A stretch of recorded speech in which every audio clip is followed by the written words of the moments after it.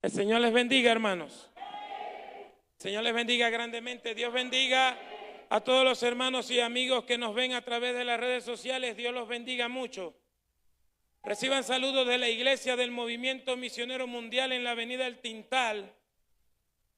Y Dios bendiga a nuestra pastora, la hermana Yolanda, que está aquí con nosotros. Dios la bendiga grandemente en esta noche. Y hermanos, vamos a leer nuestras Biblias en Marcos capítulo 3. Marcos capítulo 3. Vamos a leer nuestras Biblias allí. Nos sentimos contentos y nos sentimos regocijados de estar en la presencia del Señor. Queremos compartir un tema que creemos que el Señor ha permitido que lo hablemos. Y si alguno, con todo respeto lo digo, si alguno tiene una pregunta para hacer, la puede anotar en un papelito, se la da a un hermano de logística y ellos sin ninguna molestia la pueden traer aquí. Sí me entendió lo que dije, ¿verdad? Marcos capítulo 3, ¿lo tiene?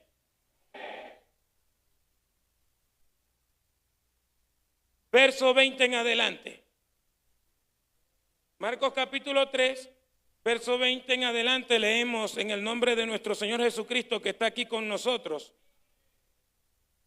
Y se agolpó de nuevo la gente, de modo que ellos ni aún podían comer pan.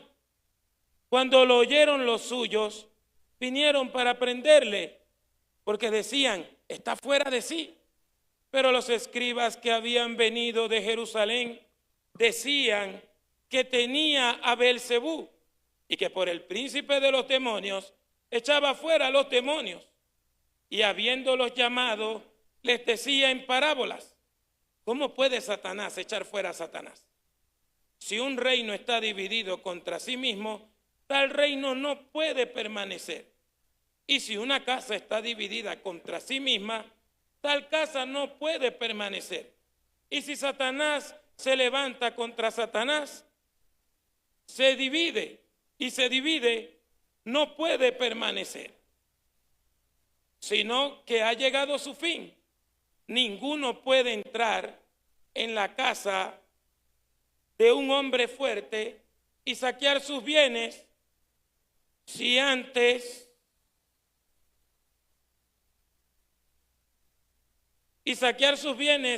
si antes no le ata, y entonces podrá saquear su casa. De cierto os digo que todos los pecados serán perdonados a los hombres, a los hijos de los hombres, y las blasfemias, cualesquiera que sean. Quien pero insulte injuriosamente en una al Espíritu el Santo, no está teniendo libertad, o perdón, en tiempo alguno, sino culpable será de eterno pecado, porque ellos habían dicho, tiene espíritu inmundo. Padre, santifícanos en tu verdad. La palabra tuya es la verdad. En el nombre de Jesucristo de Nazaret, te lo pedimos y te damos gracias, mi Rey eterno. Amén y amén. Pueden sentarse, mis amados hermanos. Hoy vamos a estudiar este pasaje bajo el título Borrón y cuenta nueva. Borrón y cuenta nueva. En estos días que nos han dado el privilegio de compartir la palabra de Dios, prediqué algunas cosas y dije algunas cosas, y nosotros tenemos que estar claros cuando nos dan el privilegio de predicar, saber lo que estamos diciendo. Si decimos algo, tenemos que saber lo que estamos diciendo, porque en cualquier momento alguien nos va a preguntar, ¿por qué dijimos eso? ¿De dónde sacamos eso? ¿De dónde aprendimos eso?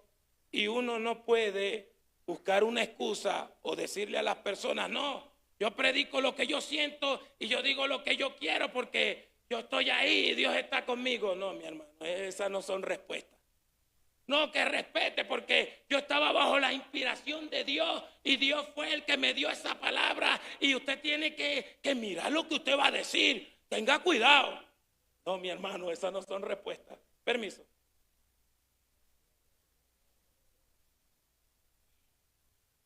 Esas no son respuestas. Si yo digo algo predicando y usted dice algo predicando, enseñando, nosotros tenemos que saber lo que estamos diciendo. Tenemos que tener la certeza de lo que Dios nos da.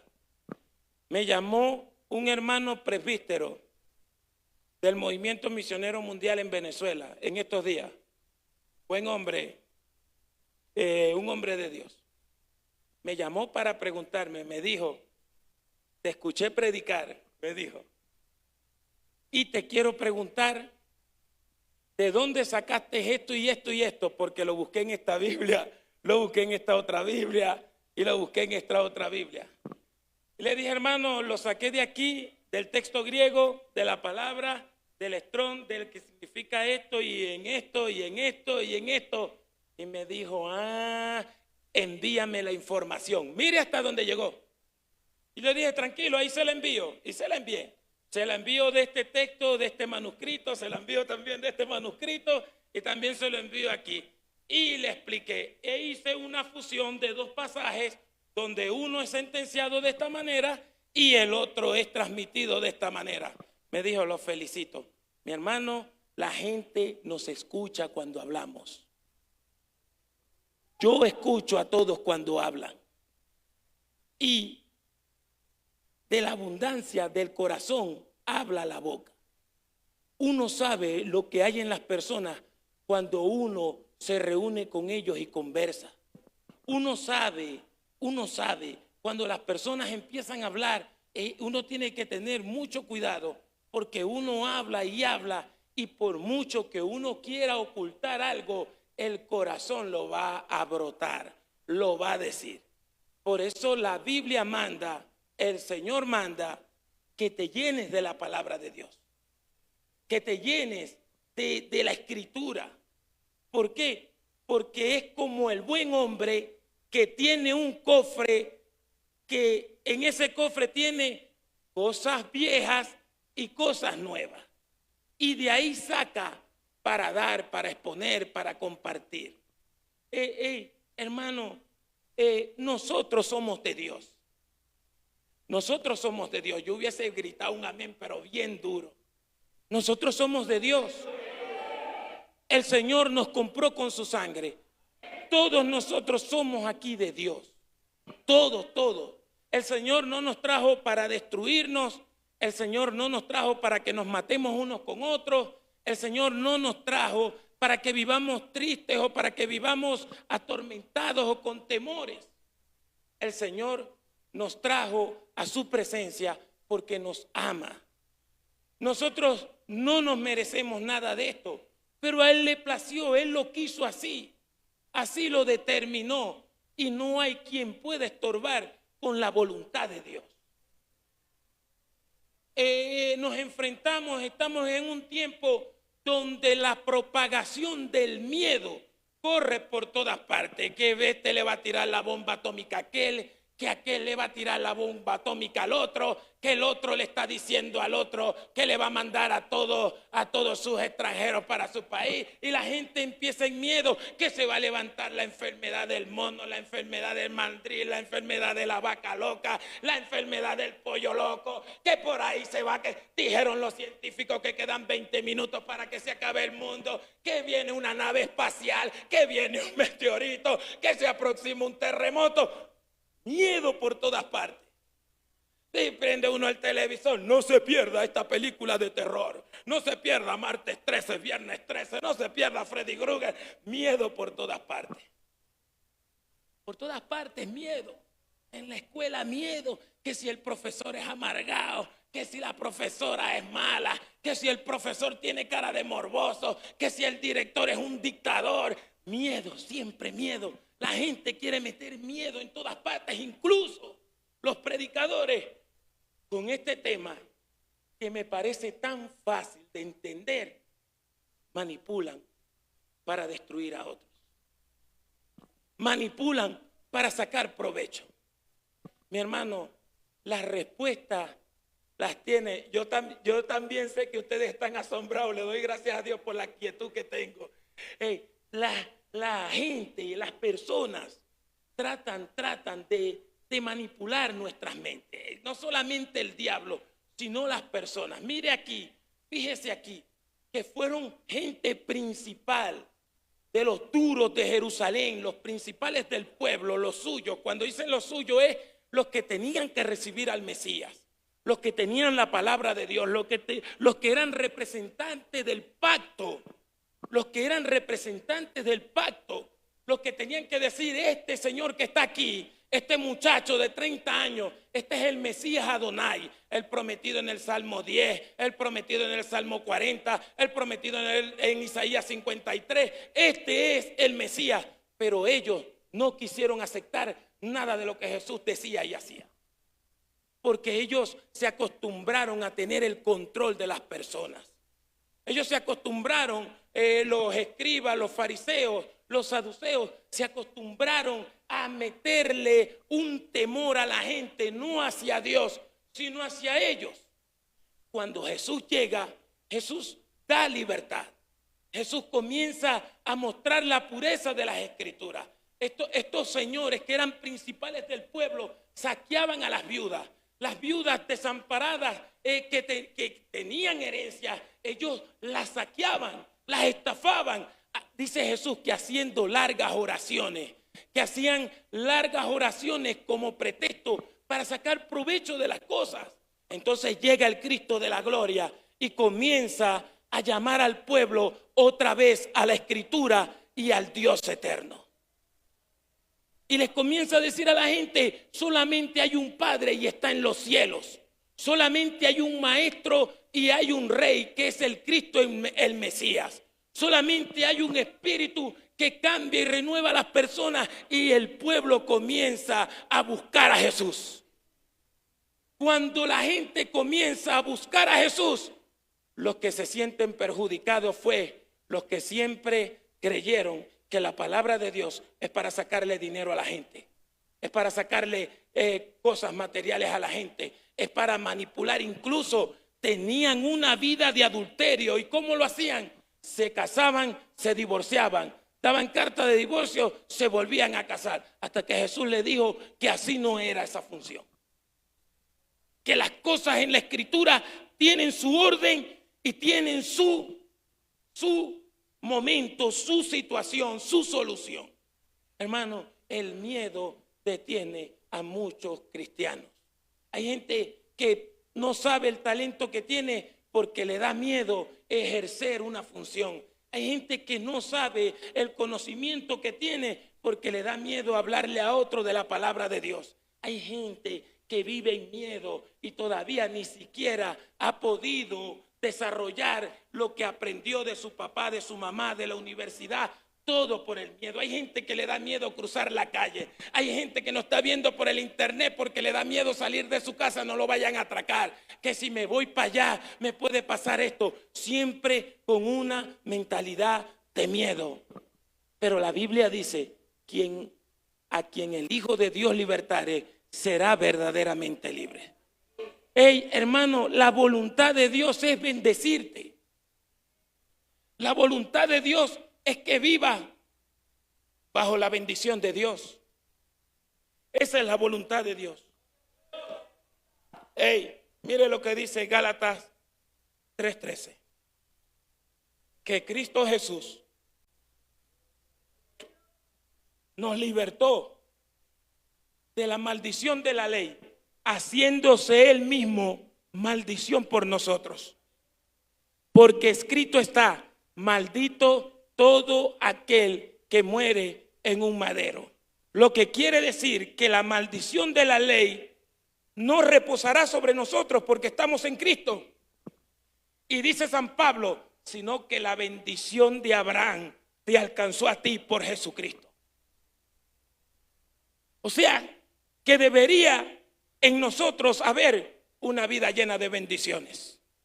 Porque Pablo lo dice en Efesios capítulo 1, Bendito sea el Dios y Padre de nuestro Señor Jesucristo, estoy parafraseando, que nos subió en alturas celestiales con Cristo en Dios y nos dio las bendiciones y nos sentó con Cristo a la diestra de Dios. Ahí está, esa es la verdad del Evangelio, que el Señor te salvó para que seas partícipe de toda bendición, que el Señor te salvó para que seas tú en comunión con Él, y Él será mi hijo y yo seré su Dios.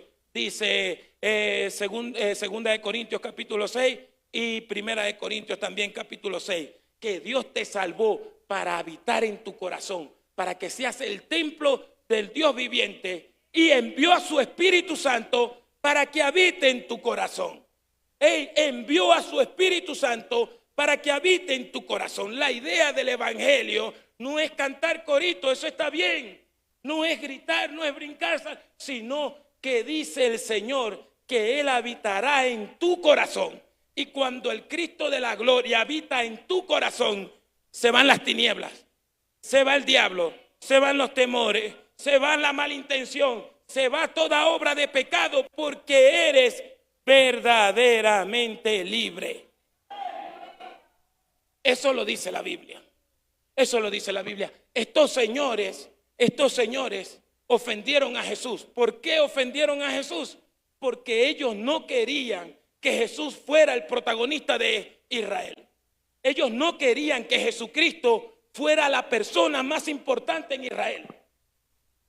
Y a través de Nicodemo, en el capítulo 3 de Juan, Nicodemo le dice, lo primero que le dice a Jesús cuando le llega y le dice, Rabí, sabemos, no dice yo sé, sino dice, sabemos que has venido de Dios, porque nadie puede hacer estas señales que tú haces si Dios no está con él. Ellos todos sabían que al Cristo de la gloria lo respaldaba el Dios y Padre. Ellos sabían que el Espíritu Santo era el único que podía echar fuera demonios, era el único que le podía dar la vista a los ciegos. Jesús podía usar sus poderes por ser hijo de Dios, por ser igual a Dios, por ser Dios mismo, pero no los usó. ¿Por qué? Porque Él quería dar un testimonio de que se puede confiar absolutamente en el Dios de la gloria, que Él es el que va a mover su mano para bendecirte, para respaldarte y para ayudarte. Estas personas no estaban de acuerdo con eso. Ellos no toleraban que Jesús fuese el protagonista del pueblo.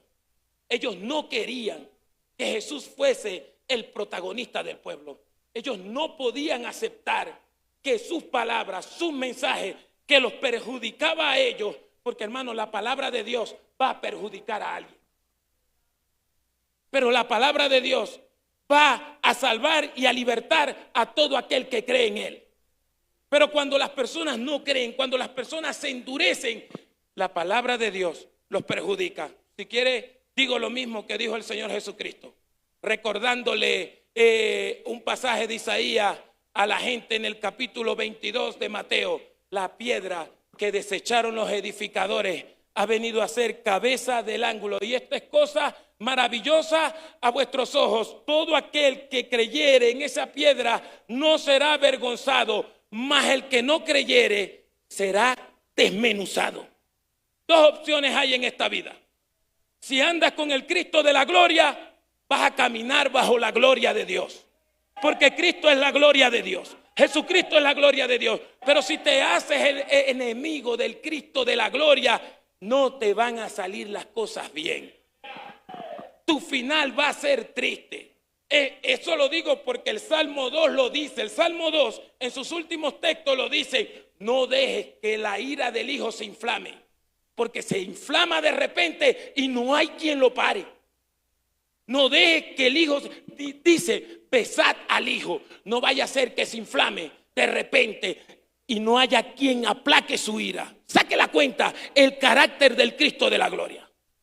Se lo dijo a dos iglesias se los dijo. Oigan lo que el Espíritu está diciendo a las iglesias. Jesús dice en los primeros versos del pasaje que leímos, cuando lo insultaron y blasfemaron, Él dice: ve, que nadie puede derrotar al hombre fuerte armado si primero no le ata, si primero no le quita las armas en que confiaba. El enemigo solamente quiere que usted baje la guardia. Y el enemigo hará todo lo que sea para que usted baje la guardia y para que usted se rinda ante él y para que usted no dependa de Dios. Entonces, una de esas cosas son los temores. Blasfemé contra el Espíritu Santo. ¿Será que yo blasfemé contra el Espíritu Santo? ¿Será? ¿Qué es la blasfemia contra el Espíritu Santo? Y el mensaje viene, el mensaje viene primero porque sé que Dios quiere que hablemos de esto, pero más que todo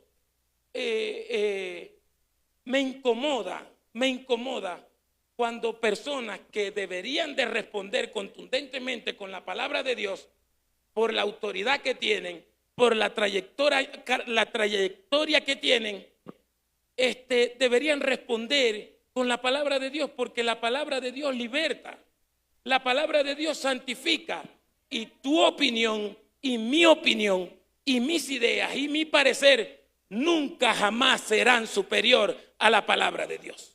Nunca, mi hermano. Entonces yo vi a unas personas de buena posición en el cristianismo que les preguntaron: ¿qué es la blasfemia contra el Espíritu Santo? Todos tenían la Biblia cerrada, todos. Estaban sentados y comenzaron a decir: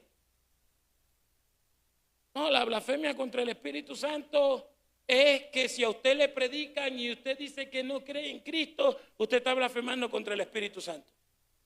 Yo me puse a escucharlos más. No, que la blasfemia del Espíritu Santo era lo que no estaba haciendo una hermana que ella creía que era. Y yo dije, yo miraba así como estoy haciendo. Y pasaron a otro que yo creo que era más en tiempo, experiencia y posición. Bueno, que la blasfemia contra el Espíritu Santo. No, es cuando usted vaya a estar delante del trono de Dios y ahí le van a decir: blasfemaste contra el Espíritu Santo porque no creíste en el Evangelio. Y me pasó como cuando, usted ha visto cuando juega Nacional con Santa Fe, que se llenan todos esos establecimientos. Y todo el mundo le habla al árbitro, al televisor: árbitro, no sea cochino, árbitro. Así me iba a pasar a mí. O sea, pero ¿qué está diciendo? Si tiene la Biblia ahí, si la Biblia la tenemos aquí y está pasando una cosa donde Jesús es el protagonista, aquí está la respuesta, mi hermano. Quien no habla la Biblia para responder algo que tiene que ver con Cristo, hermano, esas respuestas no son confiables. Mucho lo siento. Mi preocupación y la preocupación de la pastora es que usted esté centrado en Jesucristo. Es que usted esté centrado en la palabra de Dios, porque así es una panza. Esto significa esto, porque yo vi, porque yo esto, yo lo otro, y resulta que no es así. Entonces abrimos la Biblia. Vamos a aclarar qué es la blasfemia contra el Espíritu Santo, porque aquí está. Hay tres conclusiones, no tres interpretaciones. Tres conclusiones hay aquí. Desde el verso 22. La primera conclusión, ¿qué es la blasfemia contra el Espíritu Santo? Decir que Jesús usaba poderes satánicos para curar a la gente. Ahí está, verso 22. Está ahí conmigo, verso 22. Pero los escribas que habían venido de Jerusalén decían que tenía Belcebú y que por el príncipe de los demonios echaba fuera a los demonios. ¿Qué es la blasfemia contra el Espíritu Santo? Decir que Jesús usaba los poderes satánicos para libertar a la gente de los demonios. ¿Lo estamos leyendo? Léalo ahí conmigo, el verso 22, léalo ahí. ¿Qué dice?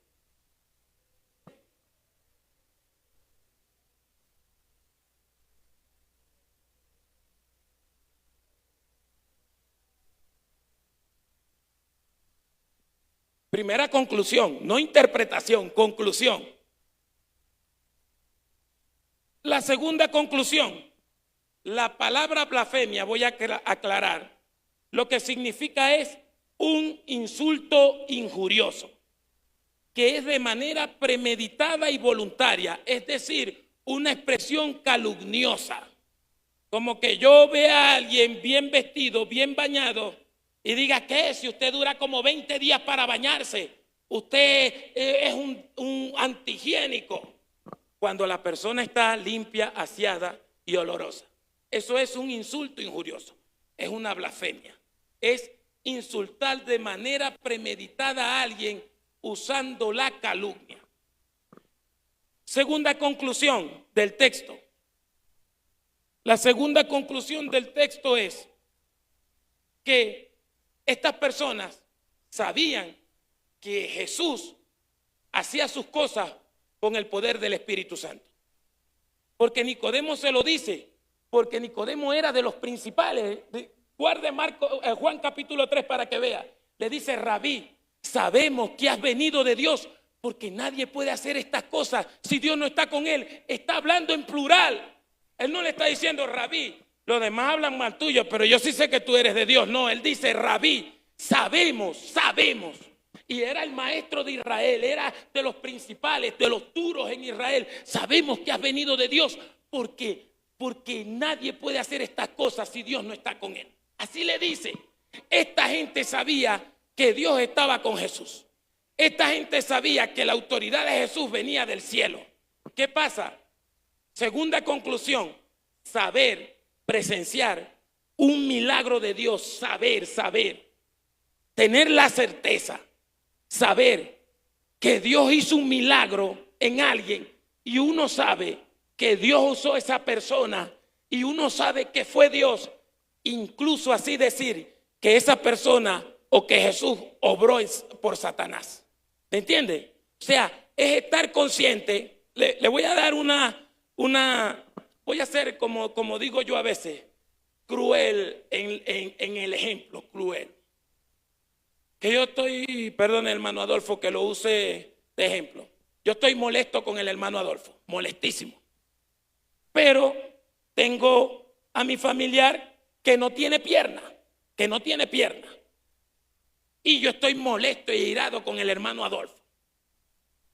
Pero el hermano Adolfo no está molesto conmigo ni nada, y ve a mi familiar que no tiene pierna y ora por esa persona y le sale la pierna. Porque para Dios no hay nada imposible. Entonces, ese milagro nada más lo puede hacer Cristo. Ese milagro nada más lo puede hacer el Espíritu Santo. Que a alguien le salga la pierna. Pero como yo odio al hermano, entonces veo el milagro, sé que es Dios y digo: no, él es un brujo. Satanás fue que lo usó para sacar esa pierna. Esa es la otra conclusión. ¿Me entendió?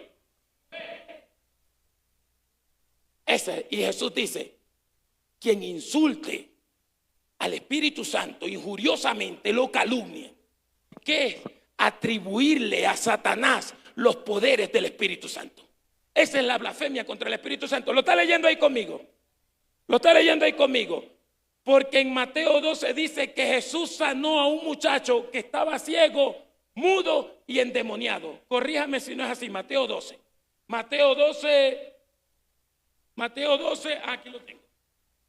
Mateo 12, verso 22 al 25.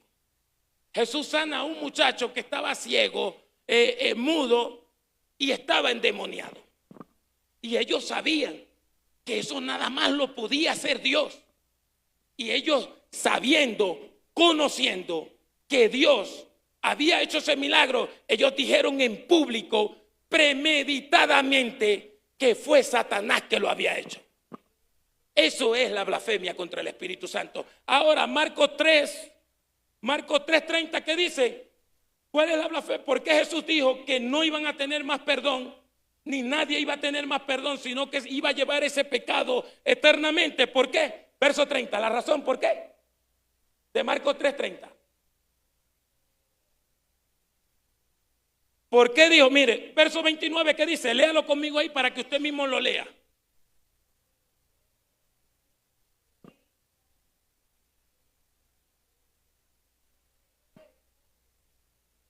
verso 30 que dice, ¿por qué dice Jesús eso?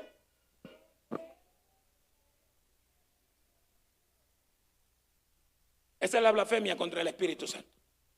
La blasfemia contra el Espíritu Santo no es que yo diga aquí, el Señor me dijo que va a pasar esto y usted me diga, ve, yo no te creo eso.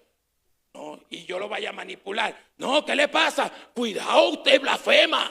Cuidadito. Entonces la gente no puede reclamarle a nadie nada porque muchos usan eso. Muchos usan eso. O sea, estoy hablando en el sentido del estudio bíblico, no aquí, no. O sea, esto nunca me ha pasado aquí ni ha pasado aquí. De verdad lo digo. O sea, lo digo de mi parte. Sino que usted sabe que siempre hablo como si le estuviera hablando a una sola persona. Serán las costumbres. ¿Qué pasa? Que la manipulación consiste en esto. Hermano, mire que, bueno, se los voy a poner así más fácil. Más fácil se los voy a poner. Un hecho de la vida real. El pastor estaba predicando en la iglesia. Yo estaba ahí. Yo siempre me gusta contar las experiencias que he tenido yo. Estaba predicando el pastor normal y se paró una hermana. ¡Guau! Y empezó a gritar y a decir, no, que mi pueblo no me quiere, que llegue. Y pum, bueno, voy a corregir eso porque un amigo mío me dijo que no hiciera así. Pero no, empezó a decir cosas. Bueno, se la pasaron por alto ahí porque era la primera vez. Hasta el hermano dijo, gloria a Dios, el Señor nos ha hablado. Vino la otra escuela dominical. Vuelvo y le digo, yo estaba ahí. Y el hermano predicando se levantó otra vez y a gritar. ¿Y qué el Señor dice así? Que así dice el Señor, ¿qué tal? Y dije, bueno, Señor, cúbreme con tu sangre, Dios mío. Un retiro de jóvenes. Estaba el pastor ahí, estaban otros pastores. Y los jóvenes, usted sabe cómo es uno de joven. Que le tienen que rogar a veces para hacer algo en la iglesia, en el templo. Y los jóvenes no querían barrer el templo para prepararlo para el culto en la tarde. Y ella estaba ahí.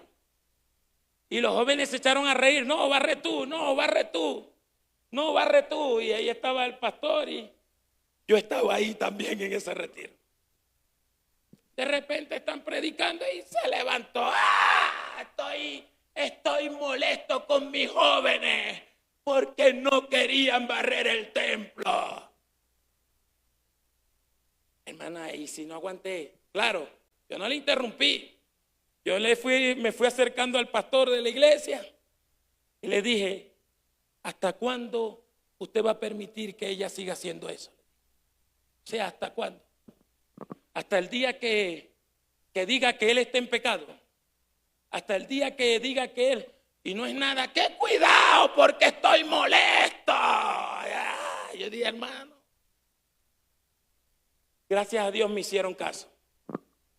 Gracias a Dios.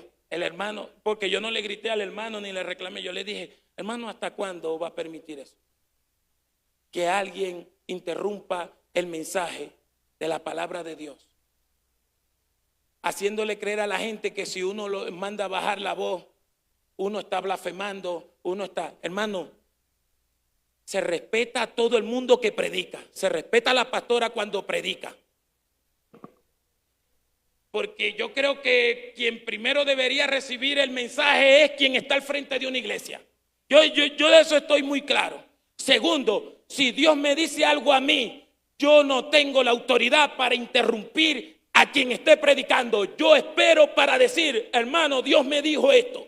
Mientras que usted estaba predicando, me estaba ardiendo en candela ahí, pero no, y hermano, esto y esto y esto. Pero interrumpir a alguien que está diciendo cosas coherentes, que está hablando de Cristo y de la Biblia, uno tiene que tener cuidado. Y Dios le puede hablar a uno en medio del culto y revelarle algo a uno, pero esa no es la autoridad para uno decir, hermana pastora, que yo tengo la revelación. No, así no funciona. Funciona es que Dios va a ver ahí nuestra humildad. Mira esto y esto y esto. Bueno, yo voy a esperar que la hermana se desocupe y se lo voy a decir. Hermana, esto y esto y esto y esto. ¿Por qué no lo dijo en público? No, uno tiene que respetar. Hey, ¿sabe qué me viene a memoria? ¿Sabe qué me viene a memoria? Que Job decía algo en su lamento. Job decía, yo era tan serio. Estoy parafraseando, pero busque lo que está ahí. Dice, yo era tan serio que cuando me reía con los jóvenes, ellos no lo podían creer. Yo podía decir una mentira y la gente me la iba a creer, pero ¿cómo viviría yo con eso? ¿Cómo voy a vivir yo con eso? ¿Cómo yo voy a interrumpir algo? Hermano, esto no está pasando aquí, pero yo sé que algo va a pasar. No me pregunte qué, pero le vamos a preguntar al Señor, Señor, ¿qué va a pasar? Le vamos a preguntar al Señor, Señor, ¿qué va a pasar? Muéstrame lo que va a pasar. Y cuando usted comience a ver, hermana, ¿se acuerda el día que Juan predicó? Bueno, yo vi esto y esto. A la hermana. ¿Por qué, mi hermano? Porque nosotros tenemos que tener cuidado. Yo no me puedo molestar con el hermano Albeiro y como me molesté con él. No, el hermano Albeiro estaba endemoniado ese día. Respete. Porque todos tenemos el Espíritu de Dios. Porque somos hijos de Dios. Y el que no tiene el Espíritu de Dios no es de Cristo. Porque todos los que son de Cristo, lo primero que reciben es el sello del Espíritu Santo. Este es mi hijo. Eso es, en eso consiste la Escritura. Tú eres hijo de Dios. Te puedo llamar orejón, te puedo llamar narizón, pero jamás te voy a decir que estás endemoniado porque eres mi hermano en Cristo. Eres mi hermano en la fe. Cuando te pase algo me tiene que doler a mí. Cuando a ti te pase algo a mí me tiene que partir el corazón. En estos días le dije a una hermana, no, que mi mamá tiene esto. ¿Y usted por qué no habla? Porque los hermanos son para decir, mire, oren por mí, por mi familia. Aquí no hay secretos entre nosotros porque somos un cuerpo en Cristo. Que nos dolemos cuando alguien se machuca. Así dicen aquí, machucar. Por si acaso. Y ya, yo no soy quien. Yo me alegré bastante el domingo. Y lo voy a decir en público. Me gozo por Angie. Porque pasó todo lo que tenía que pasar, bueno y malo. Y Dios siempre honra al que espera en su presencia. ¿Y sabe qué más me alegró? Que todos ustedes aplaudieron. Eso es una escuela dominical espiritual. Cuando yo me alegro por los demás. Vamos a recogernos que me estoy emocionando. Pero es digno de emoción esto. Hermano, yo lloré. Salí a la calle y la gente creía que estaba loco. Se me salían las lágrimas. Porque cuando usted se goza de que alguien Dios lo levante, que alguien Dios le dé un cargo, que alguien Dios le dé una posición, usted es espiritual. Usted es espiritual. No se deje robar eso.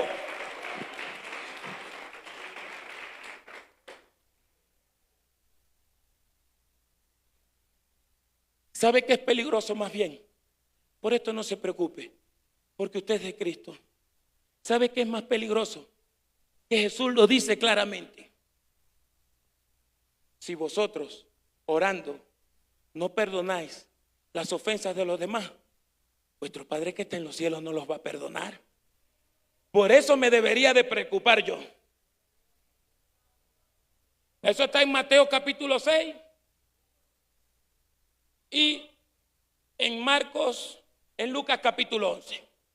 Perdonad cuando estéis orando.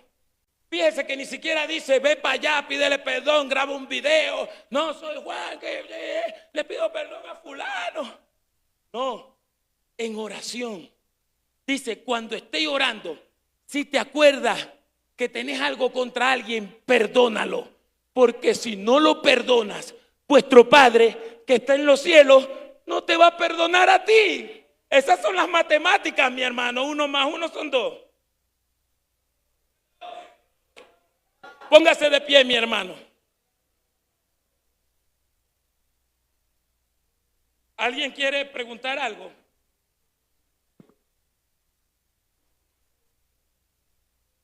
Siéntese un momentico entonces, mi hermano. Sí, porque ya Yo creo que eso era lo que había que decir. No tenga miedo. No tenga miedo. Tenga miedo es de eso. Perdone en oración.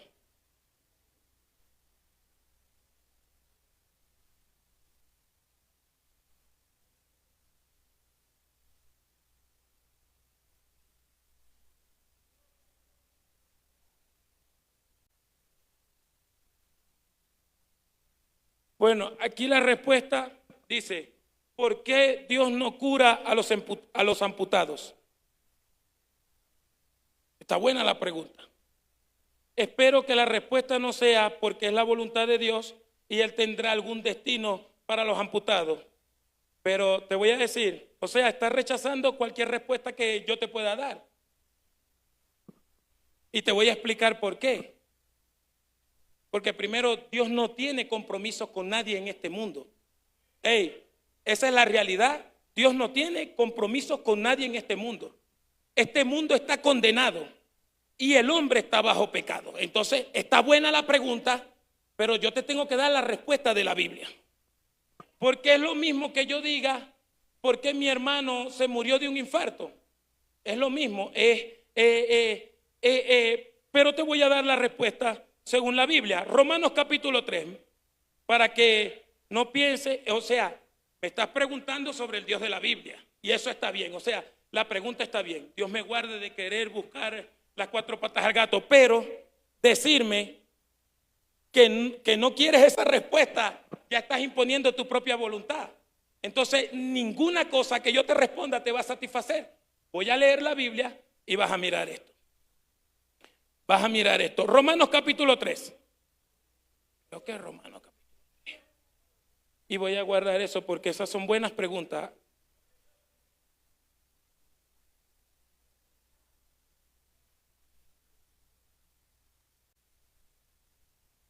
Mira, verso 9. ¿Qué pues? ¿Somos nosotros mejores que ellos? Se está hablando entre judíos y gentiles, entre judíos y nosotros. En ninguna manera, pues ya hemos acusado a judíos y a gentiles que todos están bajo pecado. Como está escrito, no hay justo ni aun uno, no hay quien entienda, no hay quien busque a Dios. Todos se desviaron a una, se hicieron inútiles. No hay quien haga lo bueno, no hay ni siquiera uno. Sepulcro abierto es su garganta, con su lengua engañan, veneno de áspides hay debajo de sus labios, su boca está llena de maldición y de amargura, sus pies se apresuran para derramar sangre, quebranto y desventura hay en sus caminos y no conocieron camino de paz. No hay temor de Dios delante de sus ojos. ¿Qué pasa? Esta es una sentencia a la humanidad. El último verso de Romanos capítulo 1, el último versículo de Romanos capítulo 1 dice que el ser humano se merece la muerte. Dice que el ser humano se merece la muerte. Y te voy a decir otra cosa. Dios no va a sanar a todos los imputados, pero sí ha sanado a imputados. Entonces, tú puedes entrar para las redes sociales y buscar testimonios comprobados que Dios les ha sacado dedos a personas que no los tenían. Incluso a gente que nació sin mano de nacimiento, Dios le sacó la mano, pero Él no lo va a hacer con todo el mundo. Primero, Dios exige fe. Segundo, Dios exige fidelidad. Tercero, Dios no le arranca los brazos a nadie, a menos que nazca de nacimiento. Uno sabe que fue Dios quien permitió eso. Y como te digo, como me dijiste aquí, no quieres esa respuesta que es la voluntad de Dios. Es que Dios no tiene compromiso, sino con aquellos que han creído en lo que hizo su Hijo en aquella cruz para salvarlo. Y ni la muerte, ni la vida, ni ángeles, ni principados, ni el cáncer, ni la enfermedad, ni el accidente te va a separar del amor de Dios que es en Cristo Jesús, Señor nuestro. Yo me iba a morir y el Señor me sanó. Muchos aquí se iban a morir y por eso son evangélicos, porque dijeron: Señor, yo no me quiero morir. Y Dios vino, los sanó y dijeron: ahora sí creo en Dios. Pero dice la Biblia también que hay personas que Dios no los va a escuchar, porque Dios conoce lo más íntimo del corazón. Mira, sí hay gente que Dios ha sanado. No solamente le ha sacado un brazo, también la ha sanado de cáncer. Puedes preguntar aquí en la iglesia, yo me iba a morir, yo no podía respirar. Estaba así, ve, así, ve. Y solamente me salieron estas palabras. Solamente me salieron estas palabras. ¿Sabes qué le dije a Dios? Que no me quería morir porque me sentía incompleto. La conciencia me acusó. Que no me quería morir porque estaba seguro que yo no había hecho su voluntad. Que esa era la única razón porque yo no me quería morir. Llegué al hospital sin respirar. Y llegué allá y señora enfermera, respire bien, me dijeron, y respiré bien. Respiré bien. Y yo le voy a, no, fue la enfermera que me sanó, no, fue un Dios que me escuchó cuando me estaba muriendo ahí atrás. ¿Ves?